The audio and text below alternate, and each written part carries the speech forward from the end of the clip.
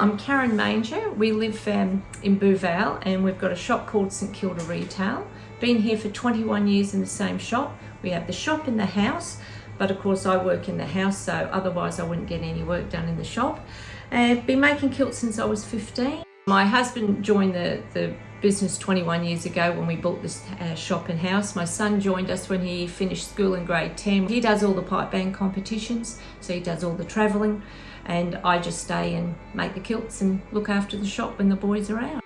Well, I guess I'm basically the admin boffin. When we bought the shop 21 years ago and moved in here, it was to start with just going to be about kilts, but since we joined with St Kilda Holdings in Glasgow, it's grown to be bagpipes, drums from Jim Kilpatrick, drums from Andante, and a general pipe band supply business, and that's grown quite dramatically. These days, my son Geoffrey is handling more of it as Karen and I eventually transition to retirement, but he looks after the sales and all the pipe band products that we now do. My involvement is mainly concentrating on private schools. I look after Brisbane Boys College, Scots Sydney, Knox Grammar with their uniforms, their piping supplies. And I guess you could say I'm a little bit of the new face for the business, with mum and dad working into retirement. And you go working each... They're never giving up. They'll be there looking over your shoulder. Yep. So tell me what you love about this. Oh, I guess it's the freedom of being the self-employment and working with the family. I've been doing this since probably 2 or 3. I think it was my 22nd Aberdeen Highland Games 2 or 3 weeks ago, and I'm 29. So it's something, I guess, it's in the blood.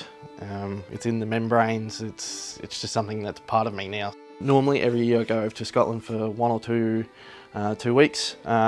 Previously it would have been going into the factory itself, so RG Hardy, our parent company, they would have taught me how to, for instance, make flexi sticks and repair bagpipes, and they just showed me how the ins and outs of everything, I guess. I don't particularly play them myself, so I still need to know the ins and outs if anyone comes in with an issue, which I did that over the last 10 years learning. So. We're probably, in my mind, the last pipe band store with a door. There's not many other shops you can actually walk into, a physical shop, and buy a set of bagpipes, buy a drum, buy parts for your bagpipes. There is other Highland dress shops around Australia, but we've got the added advantage of having the kilt maker on site, and you can talk to her when you buy a kilt. Well, you start off with 4 metres of fabric, it gets ripped to the length of the person. You got one side and the other side, then eventually it gets pleated up, then you join it up, then you've got your 8 metres of fabric. And then eventually it gets hemmed out, pressed, cut away, and eventually 10 hours later you've got a kilt made. And do you have any help?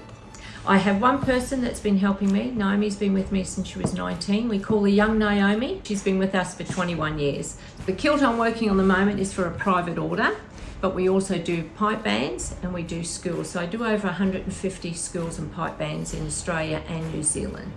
So they go all over Australia and New Zealand. So I have done the Singapore ladies, but that was quite a few years back. So, and I have made a few kilts that have gone back to Scotland as well, or gone to America and Russia. So. Tell me about your parents. So how proud are you of them, especially your mum and your dad, in the business and growing it to what it is today? Tell me a bit about that. Oh, I don't know how to describe it. It's the fact that they've been doing this for the last 20, 30 years. Mum's been making kilts since she was 15. Dad came in shortly after finishing up at the banks and then starting this, and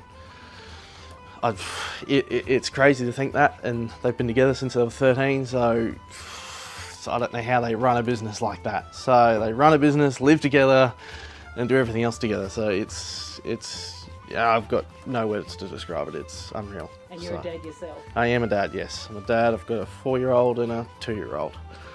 So. I saw the high chairs. Yeah. Yes. No. Yeah. Granny and Papa. Yes. They're a big thing. So are we aiming for like a 3rd generation? Oh, maybe. Well, hopefully Melody. Hopefully Mum's still kicking around in 10 years' time to teach Melody make kilts. Because if we don't have another kilt maker, it's a dying trade. So it's a big problem.